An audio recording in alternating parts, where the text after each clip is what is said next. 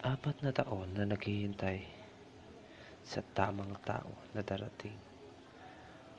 Di ko akalain sa grupo na tinatawag nilang Freedom of Love na nakilala ko, pinagmamasdan ko sa tuwing malulungkot, sa tuwing naiiyak, sa tuwing namomroblema, hanggang sa isang araw nakikilala ko na isang 28 na tinatawag nila creatress. At sinabi kong, pwede ba kitang matulungan? Pwede ba kitang ma-comfort?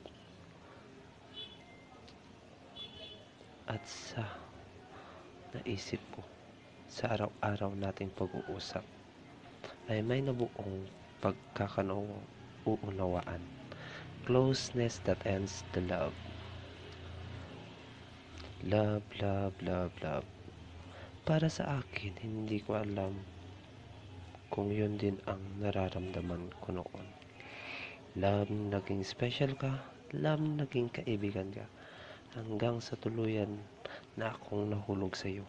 Tuluyan na kitang minahal. Tuluyan na kitang sineseryoso. Ito na naman ako. Umiibig na naman. Kahit pinipilit na maging single. Pero hayan, dumating ang isang baliw na katulad mo, bumagsak sa mental na utak ko at puso ko. Hindi maalis-alis, ikaw palagi ang nasa isip ko. Nagmamahal na nga ako, pero iba ka. Pinasaya mo ako, kinukumpleto mo ang araw ko, kinulayan mo ang buhay ko. Pinalik mo ang ngiti na minsay nawala na. Napawi ang mga lungkot na akala ko habang buhay na. Salamat sa iyo, Han, na kahit ganito lang tayo, mahal pa rin kita. Mahal mo rin ako. Kontento na ako kasi di naman importante ang material na bagay at ibang tao. Importante sa akin, ikaw lang at ako. Salamat, Han, sa mga oras na nilalaan mo sa akin na kahit alam kong antok ka na. Pinipilit mo pa rin dumilat. Pinipilit mo pa rin akong kinakausap. Pinipilit mo pa rin akong pinapasaya. Pinipilit mo rin akong pinapatawa. Salamat, Han, dahil nakilala kita. Salamat dahil binigay ka ng Diyos sa akin. Salamat kahit alam kong hindi ka para sa akin, na isang araw mawawala ka rin sa akin. Salamat pa rin dahil nangyari ka, dumating ka. Kung darating man ang araw na tuluyan kang mawawala sa akin, lagi ko tong pakikinggan, lagi ko tong panonoorin. Dahil dito ko mahahanap ang ngiti ko, dito ko mapapawi ang luha ko. Mahal kita.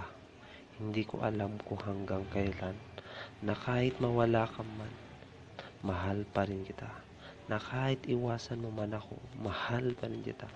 Kasi yan ang nararamdaman ko. Naging part ka ng buhay ko. Naging kabiyak ka ng puso ko. Hindi ko alam kung ano ba ang nararamdaman mo kung magkatulad tayo. Pero para sa akin, isa ka sa pinakamahalagang tao sa buhay ko. Kaya asahan mo, andito lang ako pag kailangan mo. Andito lang ako pag malungkot ka. Andito lang ako kung nahihirapan ka. Andito lang ako. Mahal na mahal kita. Hindi ako magbabago. At yan ang totoo. Kahit sa huling sandali, sa araw ng ating matmut, sa ating 4 na buwan, sorry dahil malungkot ka. Pasensya na. Pero lagi mong tatandaan, may isang James na nagmamahal sa iyo ng tapat, tiwala lang.